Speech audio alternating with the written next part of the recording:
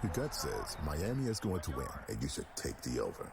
Your gut also said your NFT selfies would only go up in value. They didn't. But your head is on SportsGrid and knows the QB is in concussion protocol. The backup has a 45 QBR against the zone coverage. The New York D has the most sacks in the league. So yeah, trust your head. It's smarter to be on SportsGrid.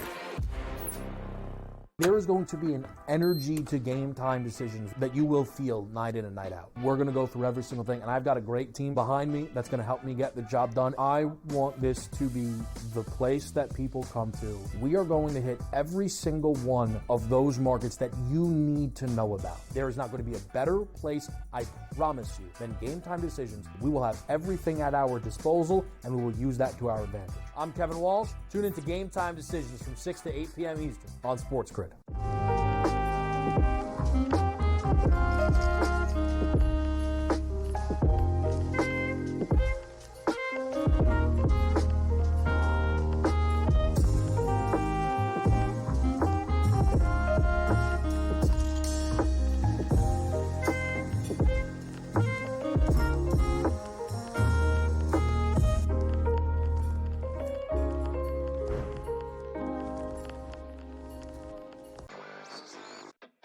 It just goes to show you how special this guy is, and I can't figure out why he doesn't cut through like the Tiger Woods of the world in that kind of dominant fashion in years past. He stepped up to the tee box on the 14th hole, and he was 60-1 to win that golf tournament.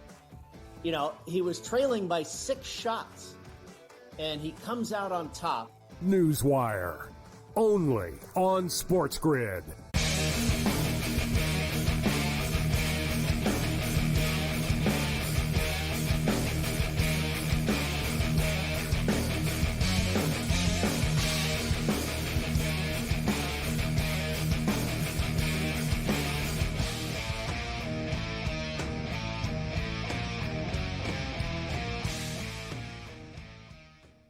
Let's roll. This is SportsRage. I am Gabriel Morency, the pimps, the players, the hustlers, the people, the bustler, but everybody else in between. Let's do this thing. The Wicked Wednesday has begun. Countdown to first pitch is on. And if you've been online, and if you haven't been in jail, and if you haven't been in a coma all day long, you know it's Shohei Ohtani bobblehead night tonight.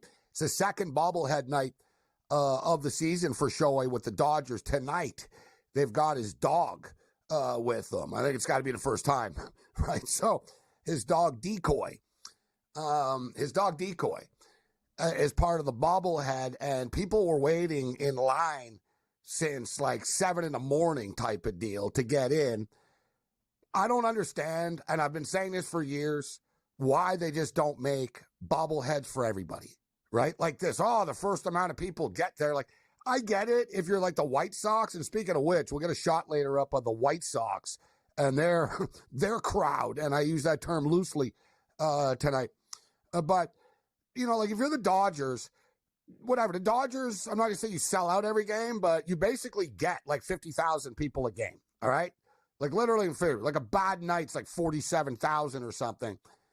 And it's Ohtani bobblehead night. So you know, it's not like, oh, I wonder if people are going to come. But so you know the game's going to be sold out.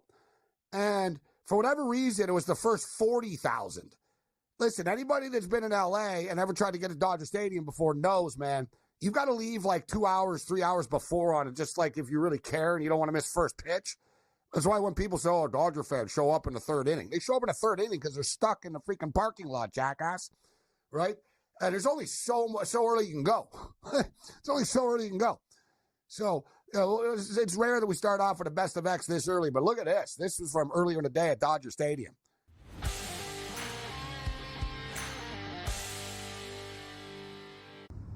This was this morning. Shout out to SoCal Gula for the video. Look at this.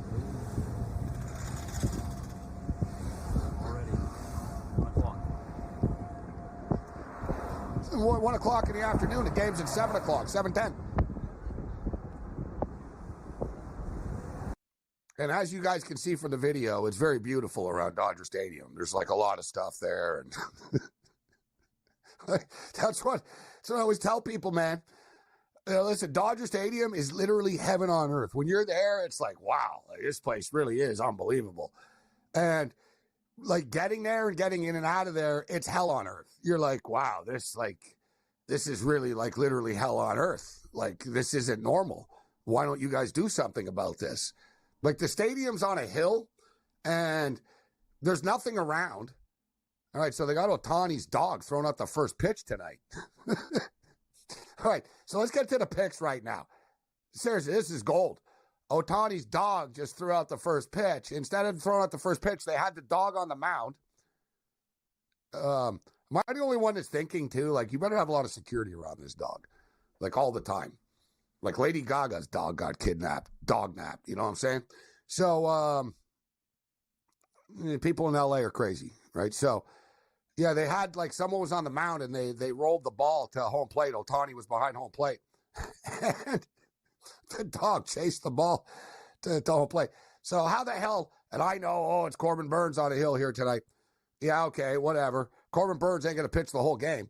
And in fact, man, we gave you the Ohtani home run prop the other night when he hit the grand slam to win the game. And I remember I said it was the 7th inning or 8th inning. And I said, the good thing about these props is it's never over till it's over. And remember, it was a tie game. And I said, Ohtani's going to bat again because the game is tied and whatever. And he hit a grand slam. So people are getting good odds tonight. Plus 310 for Ohtani to hit a home run. Give me Ohtani to hit a home run. Give me Ohtani over 1.5 total bases. We got Mookie Betts over 1.5 total bases at plus 145. Pretty nice number right there. Oh, but it's Burns. Whatever, dude. One double, we win the bet. Plus, so over 1.5 total bases, Mookie Betts. Over 1.5 total bases, Shohei Ohtani. Ohtani to hit a home run at plus 310. And you know what? Just to show that I'm not a biased homer here, give me Abby Rutschman over 1.5 total bases and Gunnar Henderson over 1.5 total bases. Walker Buehler's on the hill here tonight. Buehler hasn't been good. I can't sugarcoat this. I'm a big Buehler guy. Buehler's a freaking stud. And I'm going to go back a ways a little bit, but like Max Scherzer. Max Scherzer was on the Dodgers in the playoffs a couple of years ago, and he was I can't pitch. I'm just being honest with you. My arm doesn't feel good and stuff. Yeah, because you wanted more money after, right? And if you guys recall, Walker Buehler stepped up. Like, there was no one else. Everybody was hurt. And Walker Buehler said, yeah, whatever, dude, give me the damn ball. And remember, like, Scherzer the day before said, I can't start. Like, he pulled the plug. And Walker Buehler pitched a hell of a lot, man. All right, like in the playoffs. And I remember saying, I hope Scherzer remembers this when he blows his arm out and Scherzer's making money, not doing anything. And lo and behold, it's happened. Right? Lo and behold, it happened. So Walker Buehler just hasn't been the same since his multiple surgeries. And he's still figuring it out. It's not like his career is done or anything like that, but it's tough. This year, since he's come back, he came back earlier in the year, he got hit hard. And then he got literally hit by a freaking pitch. Like, he got hit by a line drive. So he's throwing the ball. He's getting hit hard. And not only is he getting hit hard, he actually got hit. Like, someone smoked a ball right back at him. It hit him in, like, the hip. And it was a good excuse for the Dodgers to shut him down again. Right? It was like, all right, listen, we're going to, he's hurt. We got to shut him down. He got hit by a pitch. He's done. And he went through it again, and he came back again. I remember we were on the air in his last start, like 5 nights ago. And he gave up 3 runs in like 4 innings. And I remember saying, all right, it's pretty good. Like, we're actually getting somewhere here right now. Like, if your starter gives up 3 runs in modern baseball, okay, we'll live with this. You know what I'm saying? Especially him coming back from injury. So this game's a pick'em. It's minus 110 right now. Minus 110 on both sides. I'll take the Dodgers. They lost last night. I'm riding the decoy Ohtani magic here tonight. I'm not a big bobblehead guy. I like them. And, speaking of collectibles, this is a rare one. It's pretty realistic, huh? Yours truly. It's a Morency Phoenix Suns bobblehead doll. Pretty awesome, actually. I think my head might have fallen off once or something like that after a few drinks, which has happened in real life, too. But, like, I'm not, like, per se a bobblehead collector. But at the same point in time, I like this Ohtani bobblehead doll. I like it with the dog and stuff. Anything Ohtani's worth a ton of money. I was actually surprised they were only $200 right now. We'll check in again. I'll hit refresh on eBay, but they're going for like 200. I should note the bidding is around 200, although I saw a couple willing to sell for, 220, 200, etc. Like I said, the last one earlier in the year was more. It was like $1,000. I don't know if there was less of them, but this Ohtani memorabilia is serious. It's one of those deals, if you get it, like you kind of got to get two of them. You get two of them. You get one of them, you take it out of the box, and the other one, you keep in the box, and you put it away. You put it away. And whatever, dude, in like 20 years, 15 years, when he enters the Hall of Fame, that bobblehead will be worth like a lot. Trust me, I wish, like, there's a lot of stuff you think at the time, that won't be worth that. There's so many of them, and there's not that many of these. They made 40,000 of these, right? So there's only 40,000 of them. There's not that many of them, but man, I used to have like a lot of rarities and stuff. I had multiple Wayne Gretzky rookie cards. And like, I had like a lot of like Shaquille O'Neal, David Robinson. I had all kinds of like good, like big time cards that were actually valuable. And even when I was a kid, I actually knew, I was like, put these ones separately, and I'd even save them and stuff. But over the years, I've lived a crazy life, and only God knows where that shoebox full of gold sits right now. I miss you, Mike Bossy rookie card. This is SportsRage.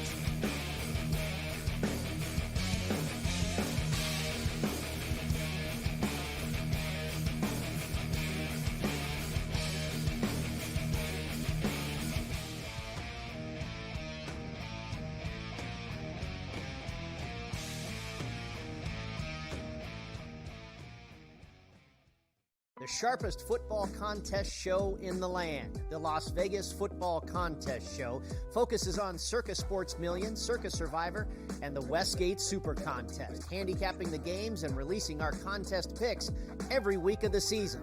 With two former Super Contest winners, Brady Cannon and James Salinas, a former NFL player, Mike Pritchard, and over $1 million in contest prize money won combined, the Las Vegas Football Contest Show will have you prepared this season like none other. Carlos Alcaraz has won the last two Grand Slam titles at the French Open on the clay and at Wimbledon earlier this summer. He enters as the favorite. You have a bunch of depth there. Francis Tiafoe, Ben Shelton. They will likely play in round 3. The winner would play Djokovic, most likely, which would be an incredible match. I like Ben Shelton as a sleeper. If Djokovic is hurt, you never know. I think Shelton could actually be the guy that gets hot. The conditions favor him. The early line, only on SportsGrid.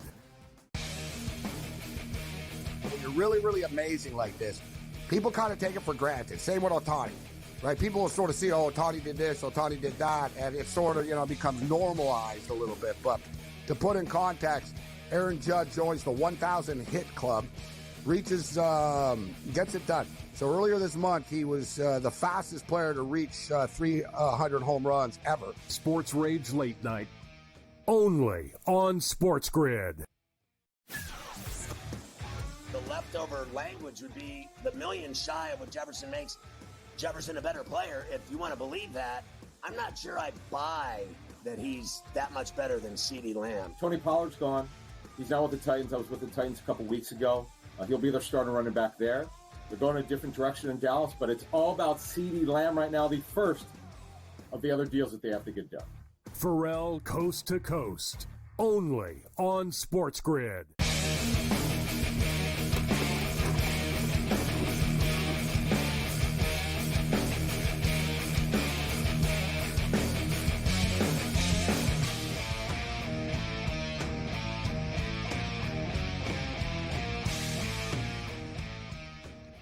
This is SportsRage.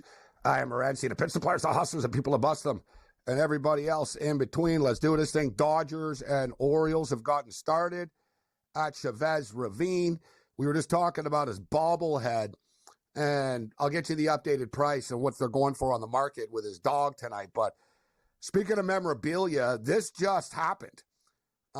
This has been going on. There was bidding, and it's been going on for a couple of days for people that follow the memorabilia world at all, but it's the largest memorabilia sale in the history of memorabilia that just went down.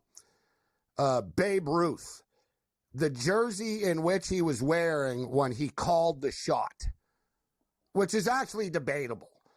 And it's one of those deals that Babe Ruth told people after. I wasn't pointing that I was going to hit a home run. He told people after. It's a myth. I never did that. And somebody said, well, what were you pointing at? He was like, there was a fly type deal. He was like, so it's one of these mythology, legendary things that have built. And people are like, no, he did it. He doesn't remember. He drank a lot and stuff, right? But anyways, it's one of those things. People don't want it not to be real, right? So anyways, the jersey that he was wearing, $24.1 million. What? $24.1 million. Babe Ruth's called shot jersey fetches a record $24.1 million. The winning bid for the Great Bambino's number 3 road jersey came in at nearly double the price paid. So somebody bought it for $12 million. A mint condition. So this is the second. It breaks the record. A Mickey Mantle mint condition went for $12.6 million. Wow, some serious money in the memorabilia world. If you've got the old Yankee stuff, I'm a Jackie Robinson buff, and the cheapest Jackie Robinson autographed baseball you can find, solo without anybody else on it, is $118,000. That old stuff, it's not like the modern Fanatics era. There's not a lot of them. There's not that many of these Jackie Robinson balls kicking around right now. Let's bring in Brady Cannon and Cam Stewart. Brady, good to see you. Cam, good to see you. How you doing tonight, Brady? Oh, I'm great. Good to be with you guys once again on a Wednesday. Kind of transitioning from golf to football, and I know you'll be out here in a few days, Mr. Morency. Yeah, I'm really looking forward to it. We're going to enter the contests, and the pursuit of the American dream and millions awaits. And LSU and USC on Sunday night at Allegiant Stadium. Really looking forward to this big-time college football game. And I know you obviously are a big NFL bettor, Brady, and contest winner. But what about college football? How heavy do you attack the college football board?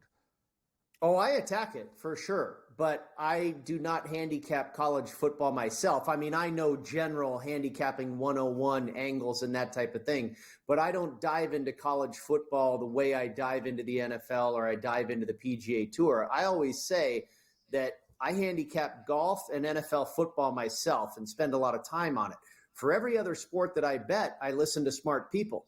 And that's exactly what I do with college football. So I know my way around it for sure. And I can tell you for your game, I kind of lean with the dog. I think USC's maybe being a little bit overlooked. At the same time, it feels like sometimes they're always a little bit overhyped because you're always paying for that brand that is USC. But I think in this case, maybe you're paying a little tax because it's the SEC coming to town and, USC losing Caleb Williams, everything that they lost off of that squad last year. I think maybe people have this perception that they're down. I'd probably take the points with the Trojans. A little bit more of a home game, even though there's going to be thousands of LSU folks here. Maybe USC has a little advantage in that stadium crowd-wise. I agree with you. As far as the you know what? It's not so much the crowd, and you're right. LSU fans travel like crazy. I was in LA. I was in the same hotel as the LSU fans for the UCLA game 3 years ago.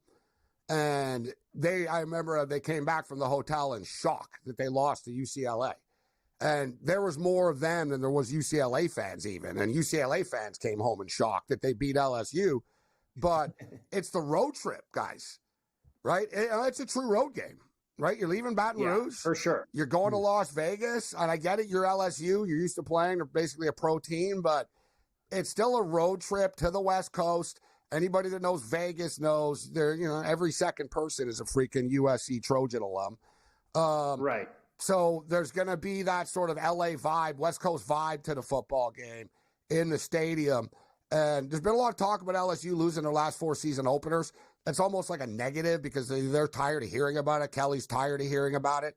But one of them that they did lose was on the road at UCLA 3 years ago. So, fun football game. You talked about it too. They lose the Heisman Trophy winner, Jaden Daniels. They lose Malik Neighbors, who's a freaking stud.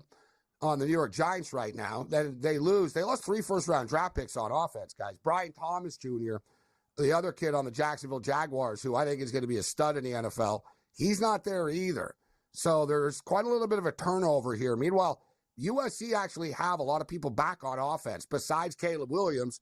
But, oh, yeah, by the way, Miller Moss, the kid that took over for Caleb Williams, threw for 6 touchdown passes in the Holiday Bowl. Lincoln Riley's never had a bad quarterback before. So, quarterback play is going to be good for the USC Trojans. So, we'll get back to college football, but it's the golf playoffs right now. And, oh, God, did he do it? Did he do it? What a legend. Ohtani hits a home run, leads off the game on Ohtani bobblehead night. Wow. Unbelievable. What a legend. He writes his own storybook ending, doesn't he? Yeah, exactly. It's just like we bet it on the intro of the show. I opened up the show and I said, guys, how do we not bet on Ohtani to hit a home run on Ohtani bobblehead night? Yeah, the bobblehead is increasing, already going up in value. Yes. Legend. And now that ball's worth money, too. Oh, God. Yeah, Ohtani they don't pay for balls. Like, that's the new thing. If you guys recall, Ohtani was it his first home run with the Dodgers? Remember someone got it? Yeah. And they said it was the worst experience of their life. They wish they never got the ball. Right. That was They said, I'm a hardcore Dodger fan. I don't even know if I ever want to come back here. They were like, the way they treated me. I hope he cut this one tonight. Yeah.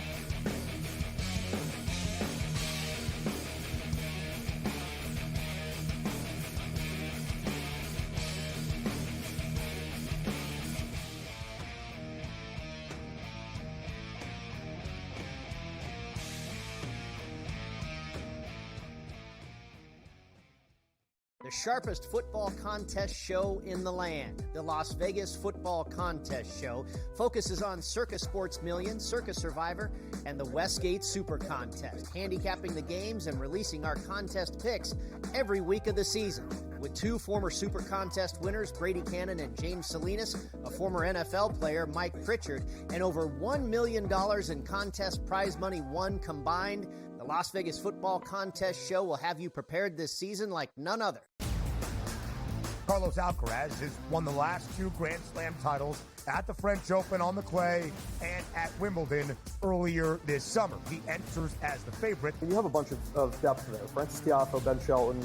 They will likely play in round 3. The winner would play Djokovic, most likely, which would be an incredible match. I like Ben Shelton as a sleeper. If Djokovic is hurt, you never know. I think Shelton could actually be the guy that gets hot. The conditions favor him. The early line.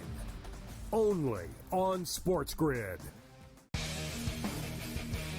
When you're really, really amazing like this, people kind of take it for granted. Same with Ohtani, right? People will sort of see, oh, Ohtani did this, Ohtani did that, and it sort of, becomes normalized a little bit. But to put in context, Aaron Judge joins the 1,000 hit club, reaches, gets it done. So earlier this month, he was the fastest player to reach 300 home runs ever. SportsRage Late Night.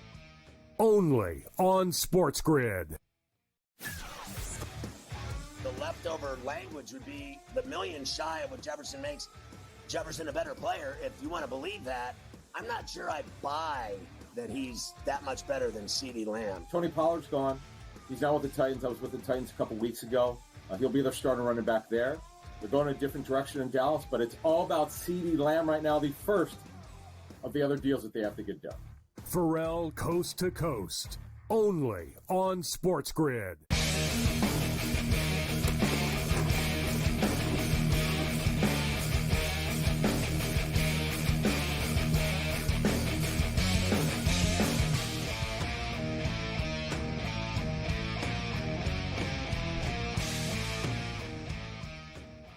Man, that was a great way to start off that game. So, you know what I said, too? I said, you're getting plus 310 with Ohtani to hit a home run, which is more than you normally get with him because it was Burns starting the game. But my take was, whatever, dude. Burns ain't going to be in the game the whole time, and so what? It's Burns. Doesn't mean that he won't give up a hit. But what's nice, we hit the Ohtani over 1.5 total bases and the home run there in the first inning. This guy is unbelievable. 42nd home run. The quest for a 50-50 continues. But when it's all said and done, all he cares about is winning. That's what makes him such a great player. And Think of the difference between his life with the Angels and life with the Dodgers right now. Like the fun that he has right now with the Dodgers, and you see it as opposed to being in that living hell in Anaheim with the Angels. Not that Anaheim's a living hell, but some people think it is. But the franchise is a train wreck. All right, so we've got the golf playoffs right now. So Scotty Scheffler's starting ahead here, right? He's got a 2-shot lead on everybody, which makes it an interesting format here. Cam, what are your best bets? Who do you have? And then we'll get to Brady's picks. Well, I'm going to tell you this. 2 shots, Xander Schauffele. So this is the way it works, Gabe, and Brady will tell you. It starts at -10 for Scheffler. Schauffele goes to 8. Hideki is 7. Keegan Bradley 6. Aberg 5. After that, 4s are in chunks, 3s are in chunks, 2s are in chunks, 1, and then even. We have 30 players this week. I'm going to tell you this. Scotty Scheffler brought in a swing coach. Brady will tell you he didn't look very good last week, almost like something was wrong. He really played some bad golf. As for X-Man, he didn't really have his A game, and he still was there, right, Brady? And the way I look at it is you're giving me plus 150 in a matchup. I'll take him plus 250. He can make up 2 strokes in the first 5-6 holes, let alone 72 holes of golf. I'm on a matchup bet. Schauffele to win it all, Gabe, at plus 250. I think he'll beat Scheffler this week. I think it's his tournament to lose. And if you're going a little bit deeper, guys that I like include Aberg and a couple SEC guys who play really well in Bermuda. We had Keith Stewart on Coast to Coast today. Sam Burns, they call him Bermuda Burns. And I think Billy Horschel's a good pick too, Gabe. SEC guys, East Lake, just outside of Atlanta. These guys are used to the track and they play well there. I think Brady might agree. I like a lot of those guys who play on Bermuda. But I like this is the X-Man's time. I think Scheffler won't get it done. Well, let me ask you guys. In my opinion, I'm looking at this, and I'd almost rather bet to win the championship than to bet the. I get to bet to win the tournament, but you get the championship odds. So let's say Scheffler doesn't play great, but the people behind him aren't better, right? Yep. Like, so he'll still end up winning the tour championship. Like, how do you approach it, Brady, as far as the overall winner with the 2-shot lead and the actual main winner of this event and this tournament? Right. There's 2 different markets, Gabe. That's what I'm saying. You have yes. what they call the starting strokes. You can bet into the market where Scotty's at 10 under, Xander's at 8, Hideki at 7, and on down the list. Like Cam said, the guys, number 25 through 30, they started even par. They're 10 shots behind before the golf tournament even starts. Or you can bet a market where all the slates are wiped clean, and it's just who will have the lowest 72-hole score after 4 days. I didn't really like that market because I don't think 75% of the field here has a chance, and they know it. And so are they really going to have their foot on the gas to try and, quote unquote, win this thing when they don't know about some market for the low 4 days? That means nothing to them if they happen to be the low guy for 4 days. It's all about the starting strokes and where they finish in the standings and how much money they're going to make. I think once you get about 4 or 5 shots behind Scheffler, nobody else has a shot. I think Cam brings up great players. Sam Burns had a great week last week. He's really hot right now. Billy Horschel, maybe the hottest guy on the planet this summer. He finished runner-up at the Open, 8th at the PGA. I think Victor Hovland, he seems to flip a switch for the playoffs. He's been playing well. I think all those guys are good bets for the 72-hole market without the starting strokes. They could possibly put together 4 days of really good golf because they're in that window where they've got a slim chance of possibly winning the whole thing. If you get too deep, I just don't know. There's 2 guys, though, that they probably don't even know any better, and they're playing really well right now and might be worth a flyer in that market. Aaron Rai at around 50-1 and Christian Bezuidenhout at about 70-1. Those would be my 2 flyers. But I'm with Cam. As far as the starting strokes market, I think it comes down to Scotty and Xander. Take your pick. All right, we'll break this down and more on the other side. The Wicked Wednesday continues. This is Sports Rage.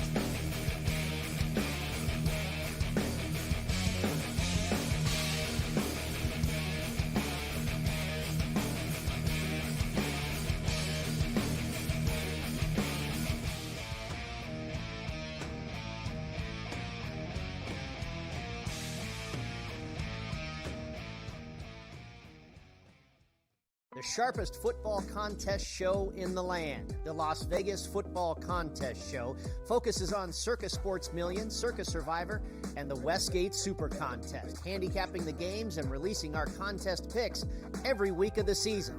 With two former Super Contest winners, Brady Cannon and James Salinas, a former NFL player, Mike Pritchard, and over $1 million in contest prize money won combined, the Las Vegas Football Contest Show will have you prepared this season like none other. Carlos Alcaraz has won the last two Grand Slam titles at the French Open on the clay and at Wimbledon earlier this summer. He enters as the favorite. You have a bunch of depth there. Francis Tiafoe, Ben Shelton. They will likely play in round 3. The winner would play Djokovic, most likely, which would be an incredible match. I like Ben Shelton as a sleeper. If Djokovic is hurt, you never know. I think Shelton's actually the guy that gets hot. The conditions favor him. The early line, only on SportsGrid.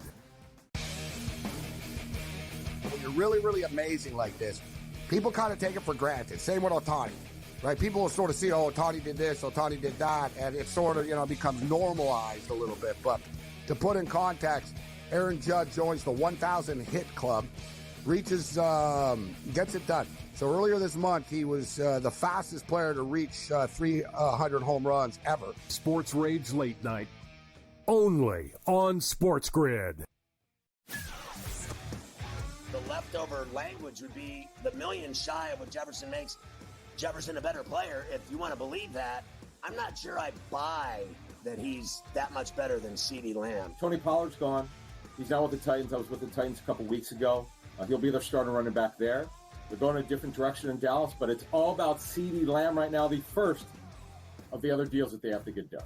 Pharrell Coast to Coast, only on SportsGrid.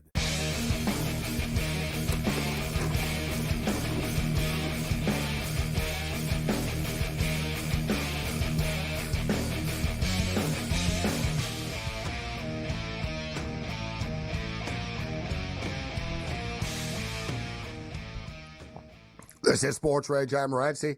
We're going to get into some college football. Paul Bovey's going to step up, and then Ian Cameron. We got big card Julio. Julio's at the Jacksonville State game tomorrow night, so we'll get a little bit of insight. We're covering everything on the program. We'll go over every college football game, too. That's tomorrow. There's a million of them, actually. The Saturday slate isn't as – it's really good. It's like the big-time teams are playing on Saturday, but – it's really spread out this week. There's a lot of games tomorrow night, and there's a few games on Friday night. Now we got the big-time games, Clemson, Georgia on Saturday, Notre Dame, Texas A&M, Florida and the Miami Hurricanes, Michigan and Fresno. Not quite the same, but still Michigan defending champions, and Fresno are a good program. So, all right, let's get back to the golf picks here. So you guys are talking about you believe there's kind of two golfers in this. You said Brady. I know Xander Schauffele is a player that the sports books don't want to win. A lot of liability on Xander because people are going to look at this. They're not going to want Scheffler at these odds. Schauffele's only 2 shots back right now. Rory right now I see at 18-1, and he's absolutely murdered it at this golf course before, right? But is it just and not a lot of totally different. It's totally different now. Eastlake has gone under upheaval. It is not even close to the same course. Gabe, we talked about it with Brady. Rory McIlroy's wedge game is deplorable. Like, I don't know what the hell this guy's doing. Honest to God, like, he should win every week. And I watch him and go, what's this guy doing? I know he's helped. Brad Faxon was helping his putting too, Brady, but the guy's so inconsistent. Like, it's amazing to me. I watch him and go, wow, he's birdieing 4 holes in a row, and then he'll take a triple bogey and then get down on himself, and he's just not the same Rory, Gabe. Like, he can win, but there's something wrong. Ever since the U.S. Open, I think that really, bent him out of shape, and he's ready. He's ready for the off season. He's ready to regroup, and we'll see at Augusta when he's trying to complete the Rory Slam next year. The renovation and the overhaul, I'm sure it's going to be fantastic. Kind of bringing back the old Donald Ross design to Eastlake Golf Club.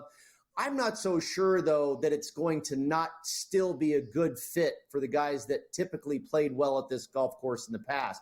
The 2 best guys in the world in the last decade the best two guys, strokes gain perspective on this golf course are number 1, Xander Schauffele, and number 2, Rory McIlroy. So, to your point, Cam, the stats are relatively equal this week for me when I looked at it coming in with Scottie Scheffler and Xander Schauffele. They're 1-2, 2-1. They're right at the top of the heap, way ahead of everybody else. And you're going to give me twice the price on Xander for the guy that is the absolute horse for this course, more so than Scottie's ever been. Restoration, renovation, whatever. I don't care. I think Xander's the guy this week, and I tried to keep it simple. He's already, I talked to one odds maker, our friend Jeff Sherman at the Westgate Superbook here in Las Vegas today, and I thought he made a great parallel here. He said this starting strokes market, it's like you're betting after 1 or 2 rounds. It's like it's an in-game adjusted odds market. And I agree. And I'm like, okay, so let's just figure this is kind of like Saturday. And I've got Xander 2 off the lead at plus 250. Yeah, I'll take that guy. I think that's a good way to look at it. Very true. I agree. So, Brady, you like Xander here. What about matchups, and how else are you approaching this tournament? Well, I mentioned some of the leans, as far as the 72-hole market there for some long shots, Aaron Rai, Bezadenhout, Horschel, Hovland, and I like Sam Burns, in that market as well, like Cam does. And then a head-to-head matchup, which I think most of the sharp bettors are gravitating towards this market, like they typically do week in and week out, but especially this week. It's unfortunate, guys. We get to the end of the golf season. This is supposed to be the Super Bowl, and it's the worst event to bet on. It's very anticlimactic, but the head-to-head matchups are where the money is. And I think Shane Lowry at minus 120 or better is a good matchup to beat Sahith Theegala. Theegala has not been in good form. You got to be spot on with your irons around this track. And Lowry is, and Theegala has been not the case with his irons. You got to be able to scramble. You got to be magic around the greens. And that's certainly something that Lowry is good at.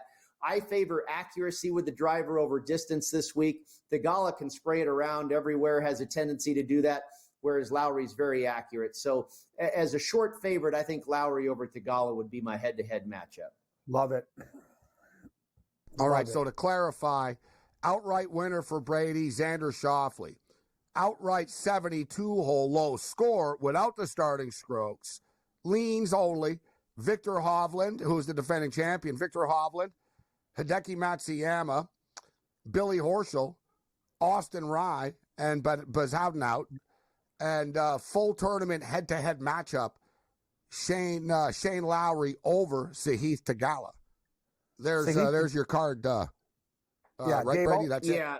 Yeah, that's the card. And I'll tell you, to Brady's point, Sahith Theegala, I noticed something last week, Gabe. The wheels fell off, and they got worse and worse and worse. Like some guys grinded back in the tournament. He basically said, he looks like he's just kind of tapped out. It was like an MMA fighter out of gas. Like he was he shot like what was he, Brady? He was dead last week. Like he was awful. Like I think you're right. And I think that has a tendency to happen here when you have these no-cut events for 4 days. And, these guys that are, starting in the 25, 26, 29 hole at even par, and they're 10 shots off the lead. I mean, they're almost ready to mail it in already. They're playing for pride. They're trying to make as much money as they can. But, let's say Theegala has a couple bad rounds or something like that. I mean, they're just wanting to pack it in and get home and maybe make the President's Cup team or possibly take a month off and get ready for the fall swing, So, I think a lot of guys are experiencing fatigue, and that might just show up here over the weekend at Eastlake if they're having a bad first couple days. It's the one thing that I'll concede that I don't think the average sports fan, I think we're unsympathetic to athletes as a whole. Right, it's sort of, they make a lot of money, they can take it, that's what you get paid for and all that. And I think also people sort of look at golf and think every golfer's living some sort of luxurious country club style. Oh, what a life that they have playing golf. And like you just sort of, you talked about Brady at this end here. I don't know what player it was the other day, but he was talking about what a freaking grind it was, like just on the road and how hard it was on the year and travel this and that. And keeping it up and how competitive it is, and you slip up, and there's so many great players. It's almost like being a wrestler. It's a battle out there, and you're alone, right? You're traveling alone. So as you stated, Brady, I imagine a mental game by the end of a year, man. Some guys just must be so worn out psychologically by the end of it. Well, think about the last few weeks, okay? You played in Memphis where it was, 95 degrees and 85% humidity. You had to walk around in that for 4 days. Then you go to Colorado at 6,300 feet in elevation. You had to walk up and down those hills for 4 days. Now you go back to Atlanta where it's hot and humid again. I mean, that's pretty rough. I think you make a great point that we just expect. We take athletes for granted. They're human beings. They go through the normal stuff like we do too. Yeah, they're much better athletes, another worldly level of athletic ability, but they still go through the same thought processes and stuff like that are similar to what we go through. And hey, that's tough on anybody when you go through that grind. I don't care what sport you're playing. Look at the best guys too, Gabe. The best guys. Xander Schauffele, he could literally be hit with an anvil and go, okay, my head hurts a bit. Let's go and play some more golf. Scheffler he's not even on social media. He doesn't want to read anything. He's just basically out there. You could tell Scheffler, though, he's psychologically drained. Throughout the whole year, the arrest, everything. Like, this guy's going to sleep for like 5 days in a row after this. You're absolutely correct. And all the guys are at the top have that mentality. It's true. I think he's the PGA Tour Player of the Year, and that's why I think Xander kind of maybe makes one more grab and gets that FedEx Cup. He's got the 2 majors. He's going to get the FedEx Cup. Scotty's going to win Player of the Year. Wow, what a dominant run by both these guys this year. Always a pleasure, Brady. Next week we'll talk some NFL football, and we'll get your cause of concern for the San Francisco 49ers, if you have any. They get the Jets on Monday night. Let's roll. There better be.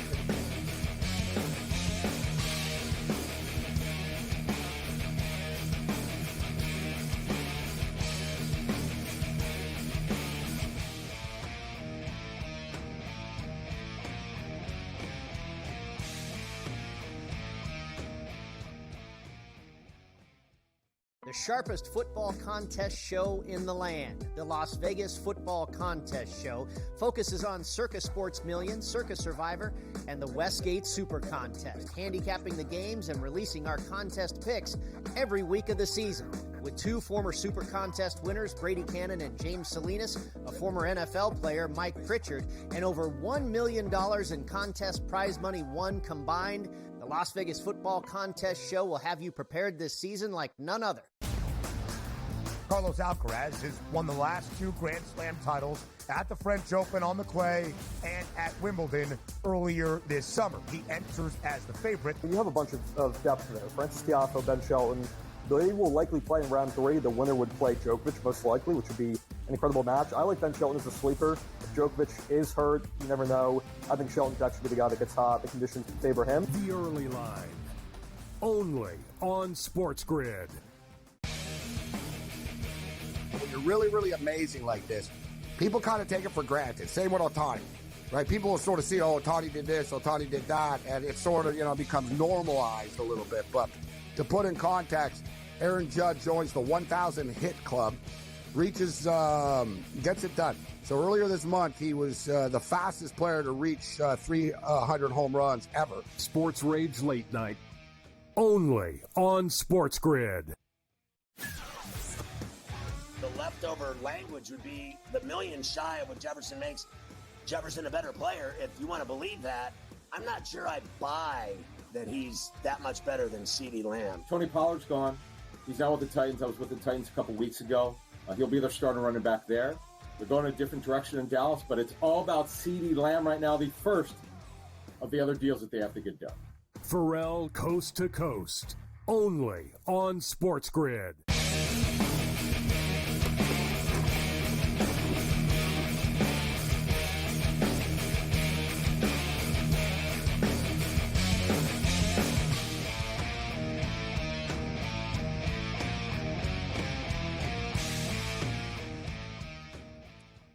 Let's roll this. It's SportsRage. Always good with Brady Cannon. I'm Gabriel Morency, Sirius XM Channel 159, the SportsGrid Radio and Television Network. Paul Bovey getting ready to step up and in. Cam Stewart with us. So 3-1 for the Orioles right now. Walker Buehler, he's not on top of his game right now. And it's been this way since he came back twice this year. We'll see if he can soften the blow. It's going to be tough for the Dodgers. They got that home run from Ohtani, but it's all they've gotten on Burns so far. So it's 3-1 in the bottom of the second inning right now. But Ohtani goes deep in his first at-bat on Ohtani bobblehead night. So we cashed the ticket with the Ohtani home run. And we cashed a ticket with over 1.5 total bases as well with Ohtani. Paul Bovey steps up and in. Yeah, Paul, it was Ohtani bobblehead night tonight, but with his dog. So, like, the dog is part of the bobblehead, and he's holding up his dog. It's actually the dog, like, looks more realistic than he does. So the dog is very, very well done. I don't know if you saw on Twitter today, people were waiting outside, man, since, like, 9 o'clock in the morning, 8 in the morning or whatever, at Dodger Stadium today to get in. First 40,000 people get the bobblehead. I checked on eBay. Here's the video. Check this out. That was the scene today at 1 in the afternoon.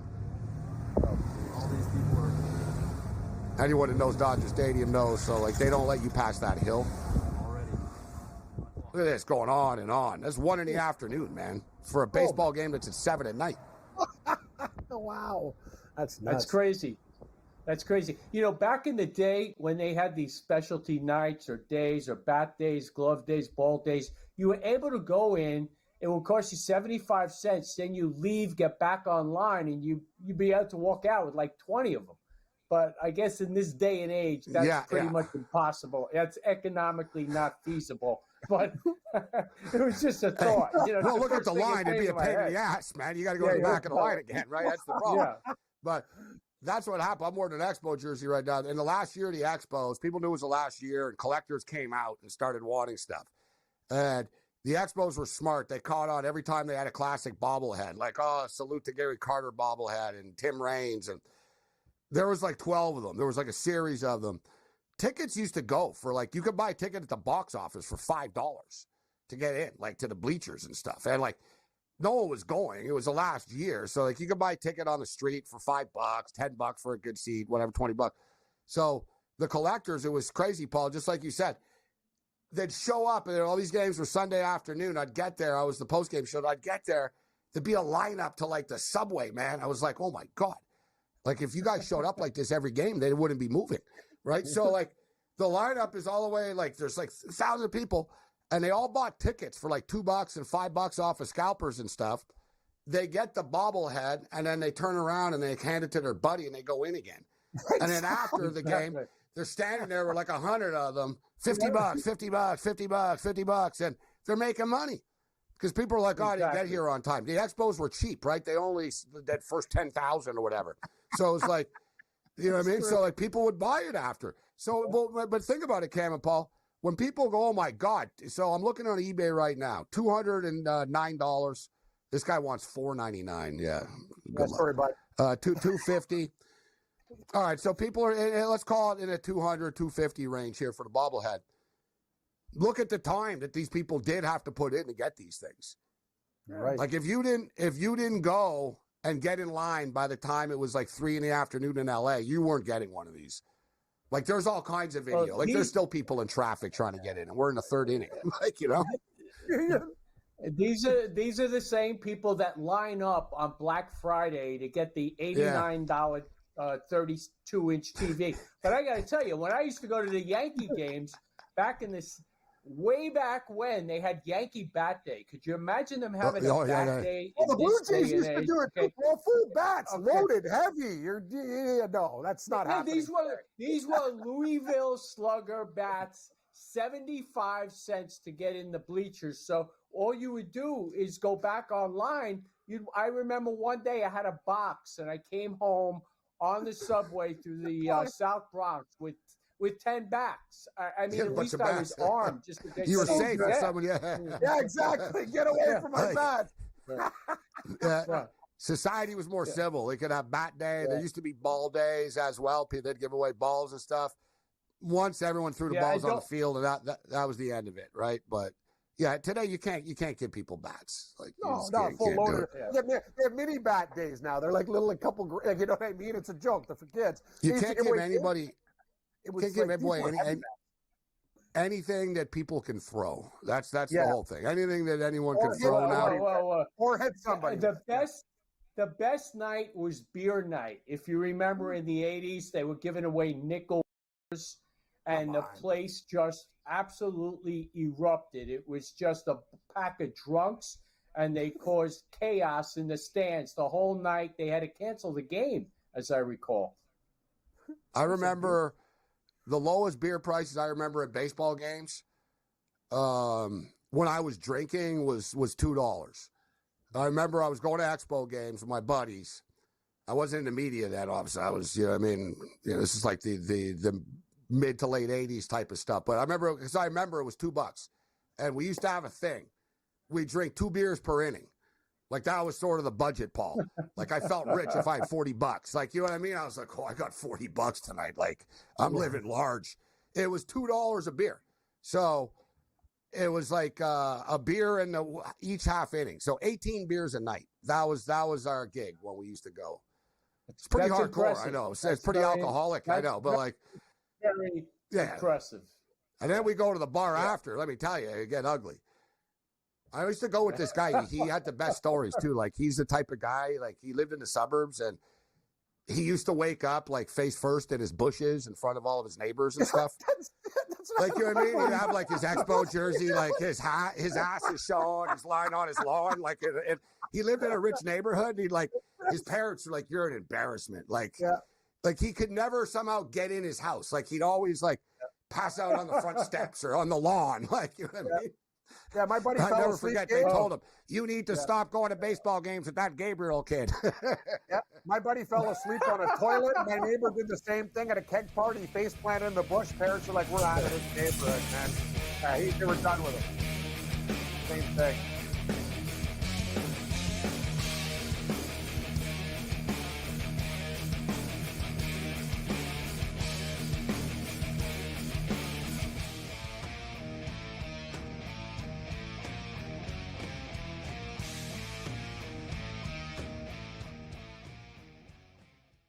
The sharpest football contest show in the land, the Las Vegas Football Contest Show, focuses on Circus Sports Million, Circus Survivor, and the Westgate Super Contest, handicapping the games and releasing our contest picks every week of the season. With 2 former Super Contest winners, Brady Cannon and James Salinas, a former NFL player, Mike Pritchard, and over $1 million in contest prize money won combined, the Las Vegas Football Contest Show will have you prepared this season like none other. Carlos Alcaraz has won the last 2 Grand Slam titles at the French Open on the clay and at Wimbledon earlier this summer. He enters as the favorite. You have a bunch of depth there. Francis Tiafoe, Ben Shelton. They will likely play in round 3. The winner would play Djokovic, most likely, which would be an incredible match. I like Ben Shelton as a sleeper. If Djokovic is hurt, you never know. I think Shelton's actually be the guy that gets hot. The conditions favor him. The early line, only on SportsGrid. When you're really, really amazing like this, people kind of take it for granted. Same with Ohtani, right? People will sort of see, Ohtani did this, Ohtani did that, and it sort of, becomes normalized a little bit. But to put in context, Aaron Judge joins the 1,000 hit club, gets it done. So earlier this month, he was the fastest player to reach 300 home runs ever. SportsRage Late Night, only on SportsGrid. The leftover language would be the million shy of what Jefferson makes. Jefferson a better player, if you want to believe that. I'm not sure I buy that he's that much better than CeeDee Lamb. Tony Pollard's gone. He's now with the Titans. I was with the Titans a couple weeks ago. He'll be their starting running back there. They're going a different direction in Dallas, but it's all about CeeDee Lamb right now, the first of the other deals that they have to get done. Pharrell Coast to Coast, only on SportsGrid.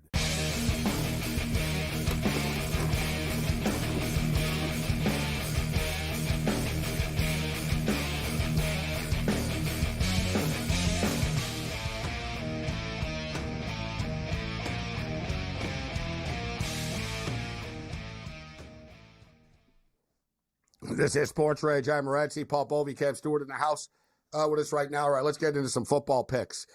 College football, week 0 in the books. There was only 4 games. Now we've got a full slate of games. There's a million games for a Thursday night tomorrow night, but there's a lot of like massive point spreads at FCS versus FBS. matchups.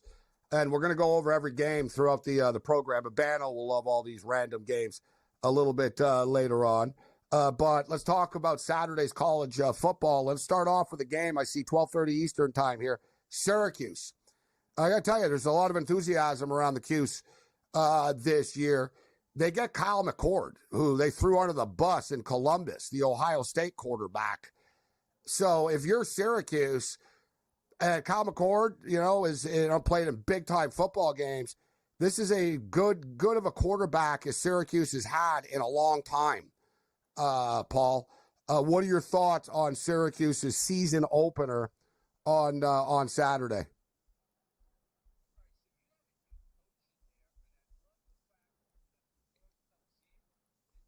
Returning starters on the offensive line, they do convert from a 4-3, or I think it's a 3-4 to a 4-3. So they might have some defensive issues, but not against Ohio. Ohio was excellent last year in the MAC. I think they went 10-3, but they returned only 2 starters on offense, 4 on defense. They lost, I believe they had 36 sacks last year, and they returned only 11.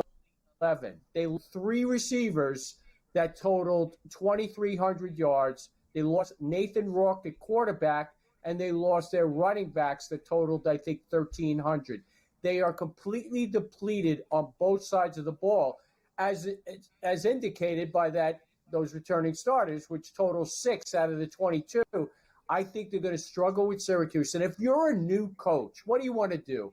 You want to set the tone the right way, show the alums that you're going to play and you're going to field the team.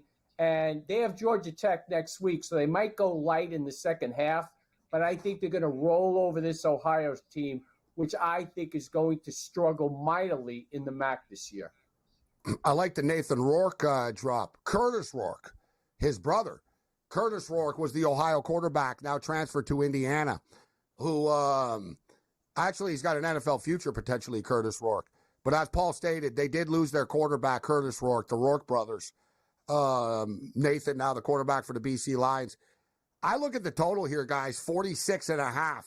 I think it's a little light. I think this Syracuse offense, as Paul stated, they're going to want to make a statement, and you want to cover point spreads. Let's just call it out for what it is. You cover point spreads for the boosters and the alumni, and the NIL deals get better. That's the way it works. So I think Syracuse, it's, the point spread is a little lofty right now. Paul, what number did you get? Because I'm seeing a 17.5 and a 46.5. All right, so I played first half and I played game, and I don't think it's lofty. Again, I think they're giving Ohio too much credit on the strength of their record last year. And as far as the transfer portal, they really didn't do much damage at all. So I think it's going to be Syracuse early, often. They'll roll up probably a 21-0 lead, coast from there. So I think you play first half and you play game, and you'll cash a couple tickets. So as we stated, this football game earlier in the day, total 46.5. I'm going to play the over of this game. I think that Ohio, I think Syracuse will get into the mid-30s, and I think Ohio, they just got to get into the teens for us. I don't think Ohio's going to get shut out by Syracuse. Like you said, they're learning a new scheme. Ohio won't be overwhelmed athletically. That's my whole thing. I don't think they'll be overwhelmed athletically, but I think Syracuse will just be able to put points up on the board on them. But, Paul, I know you're a big MAC guy, and I respect that about you. And you got a bunch of MAC teams playing tomorrow night. And I think some of them are laying too many points, actually. It's one of these deals where it's like, all right, how many times do you trust this team to win by X amount of points? We'll hit this on the other side, but Central Michigan, my Chippewas, laying 32.5 to Central Connecticut. Central Connecticut aren't a clown show. And they've got a bunch of returning starters back. They've got a very good running back. They've got a decent offense. So Central Connecticut getting 32.5. Bowling Green and Fordham. Fordham are another one. I think Fordham have like 8 starters back on offense.